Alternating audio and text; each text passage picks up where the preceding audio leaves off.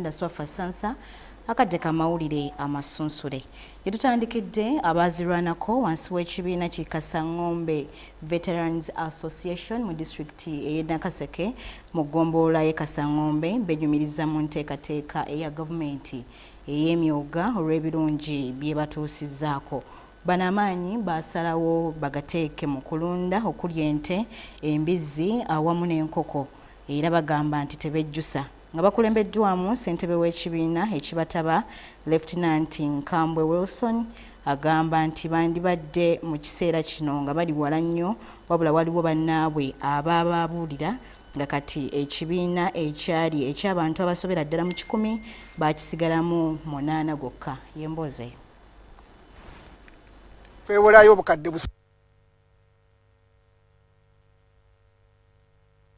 okusookera ddala baatuwa obukadde 5 ne tugulako ente. Ente eyo yeweeri era yezadde abaana. Ne tuvaayo ne tweddayo ne twewola ne tugulamu enkoko. Twewolayo obukadde 3 ne tulunda enkoko ezibiika amagi nga gaalulwa. Ezo ze twasobola okugabirako bannaffe. Ne tuddamu ne tufunayo enkoko endala zino enjeru. Ezo nazo ne tuzibeera nazo nga tugenda kwegala tukola bwe tutyo. Ne tuvaawo bwe twamala okulutunda zino enkoko enjeru ne tugula embizzi. Kati embizzi nazo ne tuzigabira bannaffe. Ezo ssente bwezo bwe twazitemanga twakolanga ne tuddayo. Ne batuwola ne tuddayo. Bwe twazzangayo ne batuwa. Tuganyuddwa kubanga era bagamba siri ayolesa mubiri. Olw'ensonga kati nina kyendabako. Ente ninywa amata. Embizi kati bwe manjagala okufuna emitwalo 10 tegikyanneekwe bampi. Njikwata embizi yaye nenjitunda nga totegedde nti ndi munaku. Kubanga nina kyenkola kyensobola okujjamu akasente. Kati nzo obuzibu bwange nsaba gavumenti etwongeremu embavu, etwongeremu amaanyi tusobole okusituka. Ffe bwe tusituka eno naye ebeesituka. Kuba ffe tuba tugiraze tituli ttaala yaki tuli ttaala. Twagamba tusooke tukolenga sentinale bwe tugiraba. Sentinale yatandikwa mpola mpola ng'abantu bajja bagyeyungako mpola mpola okutuuka bwe yakola ki bwe yatuuka kati bweri. Naffe tusooke tulunde buno obuntu bwe tunaakulaakulana. Kuba twalina ne project ze twagala okukula era tulina ne manifesto zaffe ze twali tutaddewo nga twagala ebigendererwa kiki kye twagala tufuuke. Tusomoozebwa emmere eri mu bbeeyi, emmere ya bbeeyi pakati kyacu wa mitwalo 10 ow'embizzi. Tulina embizzi tosobola girunda nga totadde mu birungo. Obuzibu bwe tetulina bibanja byaffe, tuli ku bupoloti. Kati bupoloti obwo tosobola kwegazaanya nti wano wange wagazi. Kati n'obuyambi senga naffe tufuna buyo kasente ne tubaako we tuguze nga wa kibiina. Ne tugamba eno kibiina kyaffe nga Kasangombe batufunidde ettaka ne tugula ettaka eryo ne tutandika nga okulundirako okukolerako ebintu byaffe bye tusobola okukola okukola. Ffe kye tusaba buyambi gavumenti etuyambe yongere mu kakasente bakati tubadde twewola nga twewolayo sente ntono. Kubanga tuli Nakaseke South tuli amagombola 6. Kati sente ze batuwa tezisobola kumala kubawola kuba oyinza okugenda ng'oyagala bukadde 2 ate n'oli omulala ayagala 2 ogenda okwekanga nga sente tezikola ki. Kati kwe kusanga nga obuzibu tubulina. Eramu njake abalala kale bwe toyongerayo ate minisita omubeezi w'ebyettaka Dr. Sam Mayanja onalagidde aduumira poliisi mu district y'e Mubende mu bwangu ddala okukwatirawo Andrew Akangwa nako nga ye manager w'ettaka ly'omugenzi Christopher Obeya erisangibwa mu ggombolola y'Omukyenda kiri mu district y'e Mubende. Endolito ku ttaka erisangibwa mu ggombolola y'Omukyenda mu district y'e Mubende zibadde zikulungudde ebbanga nga ziviira ddala mu mwaka gwa 2022. Abatuuze bagambibwa okubanga babadde basula ku nsiko olw'omugenzi Christopher Obeya eyasenga mu bitundu byabwe olwo n'atandika okubagoba, okubasiba, okumenya amayumba n'okwonoona ennimiro. Ono nga kati mugenzi okuddukanya ettaka lino yakukwasa Andrew akahanagwanaho nga liri ku bulooka 357 puloti ey'okuna, bulooka 375 puloti ey'okubiri n'ey'okusatu nga litudde ku bugazi bwa square mile 12. Ne tuwoza ne mushinga koti ne mulagira ave ku ttaka lyange n'annumba n'agamba amaka gange agenda gakuba ku ttaka. Olwo nga amazaga okuba ku ttaka ga muliraanwa wange Katende yajja amayumba gonna n'agamanya n'agateeka ku ttaka. Abatuuze basalawo okwekubira enduulu eri omuwandiisi wa pulezidenti ow'ekyama Flora Kikyoncho okubatabaganya, kyokka naye ab'olugga lwa Obeya ne bamuziimuula, naye kwe kusalawo okuwandikira minisita omubeezi w'ebyettaka Sam Mayanja. Ogenda ku disitulikiti wodda wonna nga bagati oyo mugaga tetumusobola. Akandwanaho oyo Andrew yakwata omwana omumukono n'agamba kyakabalo oyo kuba abantu bajja okutya okutandikira kuno n'amukuba ezo zinagwoli. Abatuuze nga bakulembeddwamu famire y'omugenzi Yowaana Lugalavu bategeezezza minisita nga kitaabwe bwe yafuna liizi ku ttaka lya bulooka 375 puloti ey'okubiri n'ey'okusatu nga lyaliko obugazi bwa yiika 953 mu mwaka gwa 1970. Oza ne famire y'Obeya ne tubasinga baje mirundi nga mukaaga ne tubabasinga State House nekola report ngewandike RDD Mawuya ngagamba atuwe facility ne DPC tudizibwe ebibanja bya tudde ku bibanja byaffe nga teri atutataganyiza. Bwe twagenda mu office ya Mawuya agamba nze temubidda mu kubingamba bw'aba yagala ajja abalizeemu. Bwe twaddayo ne tuwandika bwe twaddayo mu Wakyoncho ne n'agamba n'akuwandikira ebbaluwa. Minisita ng'ali wamu n'omuyambi we mu mateeka Lake Betty bagudde ku mpapula enjingiriro Obeya engeri gye yatuuka okufuna ekyapa ku ttaka lino mu lukujjukujju. It has been detected that a registration of Francis Katabara and Moses Mutabingwa was forged under a false instrument number. Yani Moses Francis Katabara ne Moses Mutabingwa. Then you transferred him. Eno abatuuze baloopedde minisita Mayanja nga maneja wa Obeya Andrew akahanangwanaho bwamenya amayumba gaabwe okubakolako effujjo nga muno batuuka n'okufuuyira kasooli waabwe aweza yiika 10 yenna n'afa. Bankuba emigo ne banfumita n'ebiso. Ndowooza nga nze nsingamu amaanyi baleeta Kano yikiriza by then yali Kano nankwata nankuba ku pick-up chairman ono yaliwo.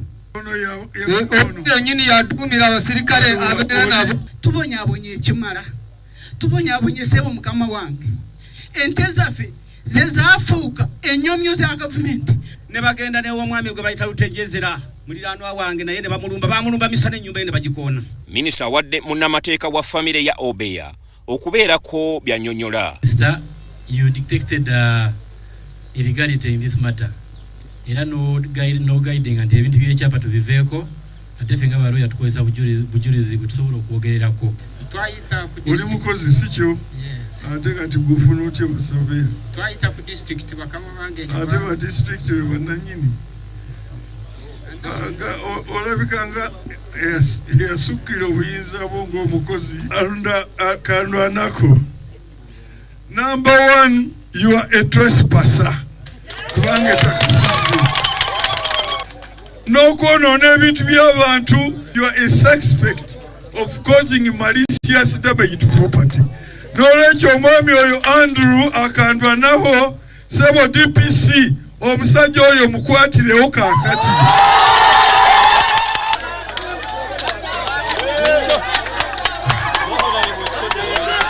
Kyokka bano neera balumiriza ssentebe wa disitulikiti y'e Mubende Michael Muhereza Ntambi naye okwekobana ne maneja wa ttaka lya Obeya ne yeddiza ebibanja byabwe. Chairman Ntambi ayina sheya eno si yekka n'abalala aradiso oyo yennyini oyo gw'otudde naye kumpi ayina entaawo kumpi ne Kano yikiriza ontegedde bulungi. Minisita alagidde ekyapa kya Obeya okusazibwamu n'abantu badde ku bibanja byabwe. Shoni nkaaga subsection 2 empa omuyinza nti transaction bweba void nkisazaamu ekyapa era kino in fact n'akakiiko nkajjeewo nkisazizaamu. nga ndagidde okusinziira ku kiragiro kya president nti buli yonna was been causing insecurity including oli gwe mbadde muyita Andrew bonna bakaatibwe bagalibwe okusinziira ku mateeka. Minisita Mayanja abadde omukaawo okukira omususa ajjukizza bannayuganda nga Obeya bwe yafiirwa mu kkomera oluvannyuma lw'okubba ensimbi za bannayuganda nga n'olwekyo ate ensimbi ze yabba tezandyeyambisiddwa kutulugunya bannayuganda era ategeezezza nga bw'agenda okuwandikira Brigadier General Ishoke anoonyereze ku ssentebe wa disitulikiti y'e Mubende ku bubbi bw'ettaka ng'atuuse n'okumulagira mu lujjudde olw'abantu nga bwe yabadde agezaako okumugulirira. Yafiira mu kkomera lw'okuba yabba ssente z'abantu ba pension.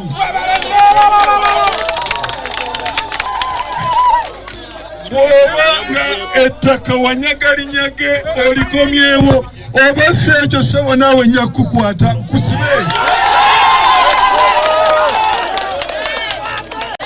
Nze wano ngenda kuwandiikira General Ishoke ebbaluwa anoonyereze ku musajja ono eyeeyita LC5.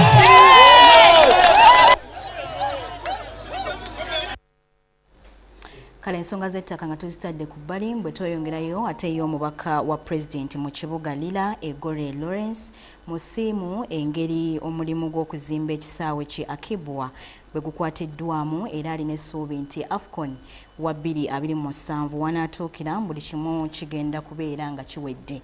Ono ategeezezza ng'obuwimbi bw'ensimbi za kuno obusobera ddala mu 5 bwe zaakateekebwamu okulaba ng'omulimu guno gutuuka we guli mu kiseera kino. The people of this region are naturally gifted in sporting activities. When it comes to athletics, you recall people like John Akibwa. When it comes to football, you will have Obua Dennis, you will have people like Okello Allen and others who are doing a lot into supporting this country in achieving its aim as far as sporting activities are concerned. Now, President made a personal pledge to the people of Lango that he would give them a state-of-the-art stadium. And indeed, the people of Lira are realizing the vision of the president. Indeed, he's fulfilling it more than the people expected. Because when you go there and you see what Akibwa Stadium is, it is really going to be a state-of-art facility, which nobody dreamt about in this region. Talents were coming up but naturally dying because you don't have any facility that can help you to build your talent. Now Akibwa Stadium will be a 20,000 capacity main stadium, and you're going to have another indoor stadium built alongside. We're going to have two other training facilities within the same, with a hostel with a capacity of 60 occupants, where our players coming from different places will, instead of going to lodge somewhere else, you will be within the facility. I think it will be having the largest swimming pool amongst all the in the country. We're going to have the largest swimming pool in Akibwa Stadium here. So all this and other indoor facilities, indoor sporting facilities will all be in Akibwa. Now this is consuming over 500 billion Uganda shillings. And this is something that nobody can joke about. This is now the pride of the people of Lango. You move to Amawulire, everybody's talking about Akibwa. You move to Otuke, you move to Aleptong, everybody is talking about Akibwa and the president's fulfilled pledge. So this gain, nobody's playing about it. This gain for the people of Lango, they have said, whoever is coming here, do not spoil the game. We're going to protect our games. And this one will be for generations and generations to come. So these are some of the major developments that we are having.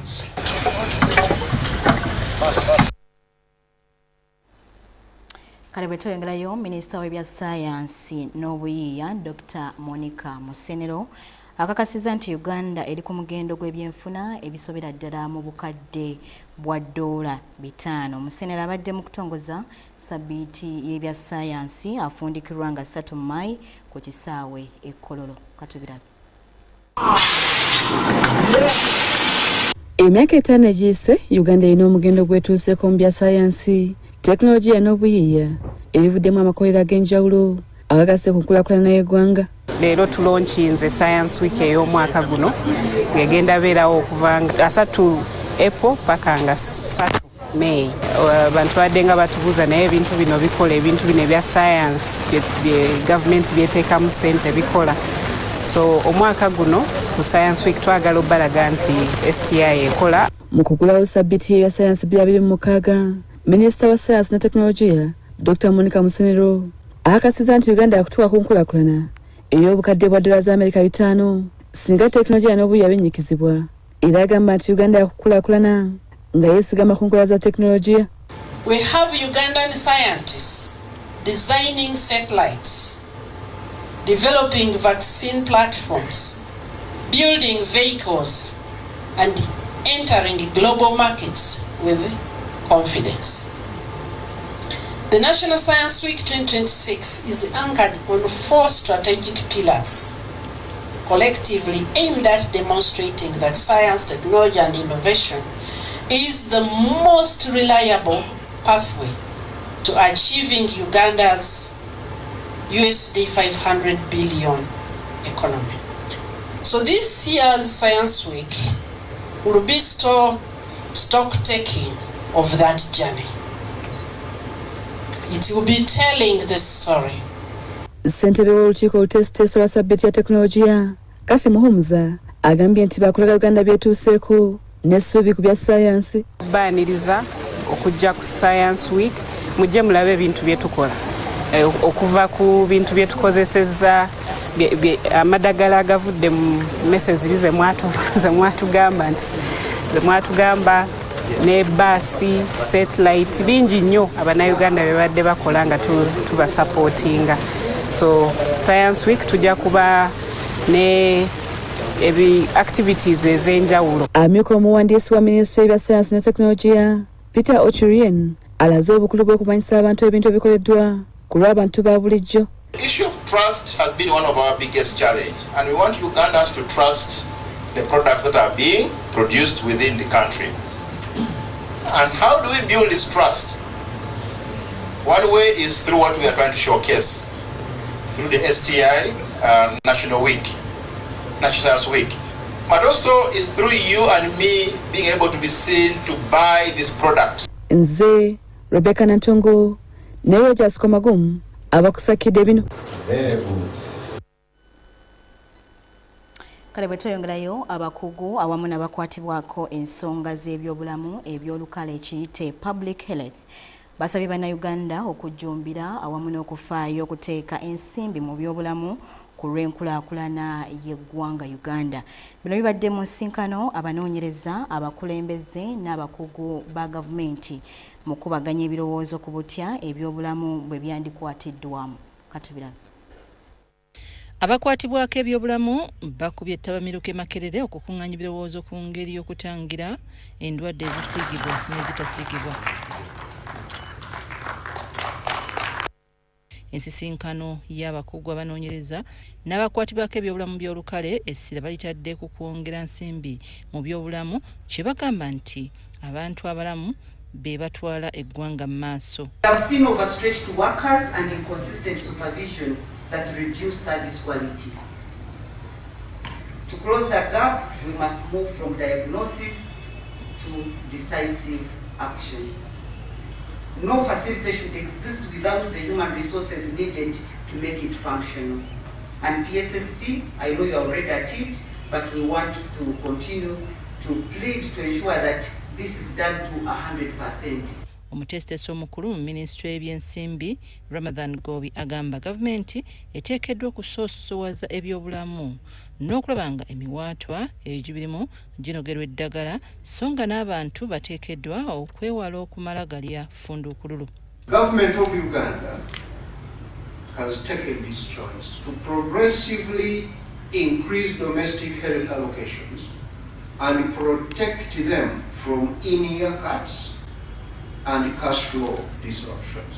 And around 4% of Ugandans spend more than 25% of their household consumption on health care. This is poverty generated by illness, and we must do something about it. The recurrent budget alone will not close the gap in health. We must mobilize longer-term domestic capital without adding fiscal risk to the economy. Amyuka akulira ssettendekero wa Makerere University Professor Barnabas Nawangwe n'akulira ssettendekero Dr. Crispus Kiyonga bagumiza ekyokwongera amaanyi mu kunoonyereza ku byobulamu ebyolukale. Makerere ennyikiza ekyokwongera okutuusa obuweereza bw'obujjanjabi ku byalo ku lw'Abannayuganda abalamu. We have a lot of specialized programs that are helping the country to avoid taking people abroad for treatment. Our biggest dream, of course, now is to have a dedicated teaching and research hospital. But out there in the village, the boy, the girl in the primary school wants an anti-malaria. And this is the choice you have. You should draw a strategy to go to the village for health care delivery. There is no other way. You can't deliver it from far. Endwadde ezisiigibwa n'ezitali zisobolera ddala okuwona singa bakwatibwako ne gavumenti bongeramu amaanyi beppo n'okusomesa abantu ku kuzeetangira. Kala amawulire amasunsule nga kyagendera ddala mu maaso. Tweyongeddeyo ne bannakibiina ekya NRM abeegattira mu kibiina kye NRM Patriotic Candidates 2025 wakati mu Buganda beesimbawo mu kamyufu ne batayitamu mu Buganda era ne basabibwa okulekera abaafuna bendera. Bano batenderezza nti Abamiruka agenda mu maaso ekyankwanzi bwe bagamba nti ajidde mu kiseera kituufu okwekuba mu ttooki. Katubira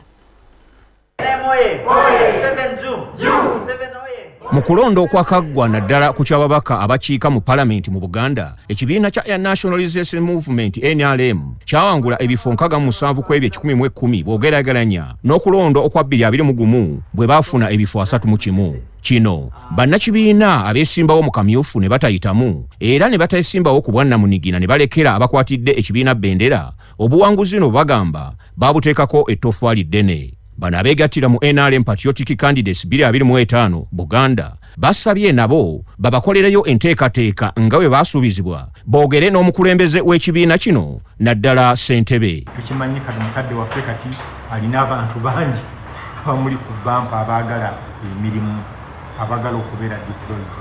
Tusaba mukadde waffe nga bwe yatusinkana n'atusuubiza tusaba ssebo alina okutwerabira tube nga naffe ne bako watuteeka. Honorable Kasolo watuyita kubanga ffe tulowooza nti gwe watuyita ne Honorable Attorney General. Ffe amaaso gaffe gali ku ggwe era gw'otutembedde mpaka okutwalako ewa President. Mukama waffe nze nkusaba obudde tebunnaba kuyita taata tukusaba otuyambe otuukirize bye wasuubiza. Mu lukiiko lwa bannamawulire ku woteeri ya Child Welfare ku Mawanda Road wano mu kibuga Kampala gye basinzidde ne batendereza Tabamiruka w'ababaka abajja mu palamenti agenda mu maaso ekyankwanzi nti ajidde mu kiseera kyokka ne basaba ebituukiddwako biteekebwe mu nkola. Ssentebe wa NRM Patriotic Candidates 2025 mu Buganda Dr. Hilary Katandikwa ategeezezza nti ng'okulonda tekunnabaawo bwe basisinkana pulezidenti yabasaba okukola ssaako gy'agambye nti bamaze n'okugiwandiisa nga kati basaba okubakwasizaako. So kweyo background gye nkubira omulanga n'enzijukiza pulezidenti waffe General Kaguta Museveni nga bwe watusuubiza muzeeyi tukusaba ojje mutusinkane naafe omulimu gwe twakola tukwanjulire era naawe otuukirize bye watusuubiza. Ayozaayozezza pulezidenti ne banna NRM okuwangula akalulu n'asaba mu gavumenti eddako okubateeka ku mwanjo kubanga nabo beetegefu okuweereza eggwanga. Amyuka ssentebe Alex Guminsiriza naye asinzidde mu lukiiko luno n'ajjukiza ebisuubizo ebyabasuubizibwa oluvannyuma lwa kamyufu. The time came when we reached the State House and there are promises that were given to us.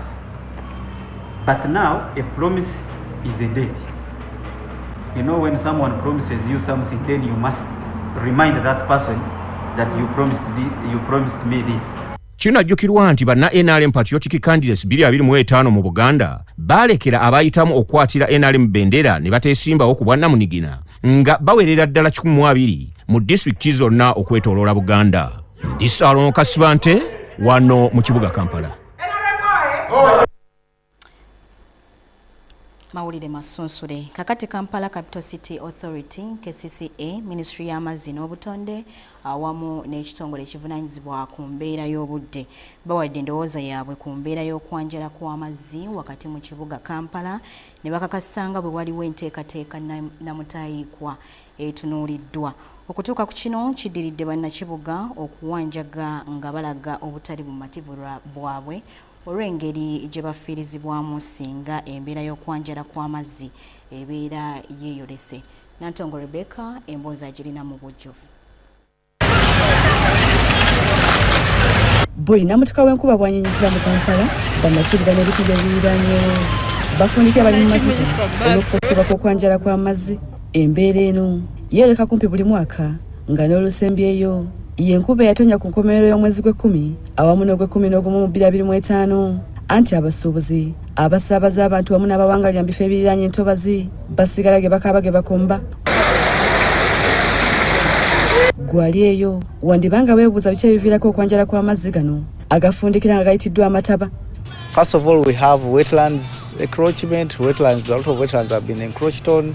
We also have a lot of constructions. Actually, it's not only Uganda issue, but it's a regional issue. And also the climate change, whereby we're having too much rainfall happening in a very short period of time, or the intensity is being too high. Because we have increased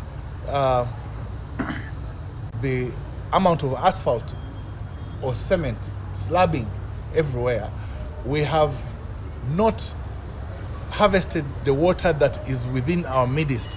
We are releasing a lot of water and into the community. Bannakibuga naddala abasinga obungi betwogeddeko nabo kanaluzala bamutadde ku nteekateeka embi y'ekibuga gye bagamba nti owomaganya buli muntu okukola ekimunyumidde olwo amazzi ne gabulwa ekkubo. abazimba Kampala bamuzimba buli yali asaana luweeri gyali bali ku bakyalo kyonna ekiriwo bagana okusima kino kyo kirungi naye ekyamazima embeera nga wemugiraba twetaagayo ku maato. Olw'embeera eno twaliriziddwa okunoonya bekikwatako okulaba nga balambulayo batuuse mu kusalira ekizibu kino amagezi okubadde ekitongole ekivunaanyizibwa ku kibuga Kampala ki Kampala Capital City Authority KCCA Ministry y'amazzi n'obutonde awamu n'ekitongole ekivunaanyizibwa ku mbeera y'obudde KCCA ne tutegeeza nga bwegenda mu maaso n'okuddaabiriza wamu n'okuzimba emyala egitambuza amazzi okulaba nga afune kuba erigatambuza wansi w'enteekateeka emanyiddwa nga Kampala Drainage System Management Plan. We have managed in the short run by ensuring that we desealed these many places that are prone to flooding, and as a result what we're flooding are now pools of water that get held for a shorter time and then they go off the scene. So we want to tell the community of Kampala that all is not lost. Even as we go for the long haul of a drainage master plan, we are going to continue doing the desilting. We're going to continue working with the people of Kampala to make sure that we manage our garbage, because this is what is entering into the drainages and blocking them. This drainage master plan is unfortunately not funded to the levels that we need. We have invested in the roads, but not invested in the drainages.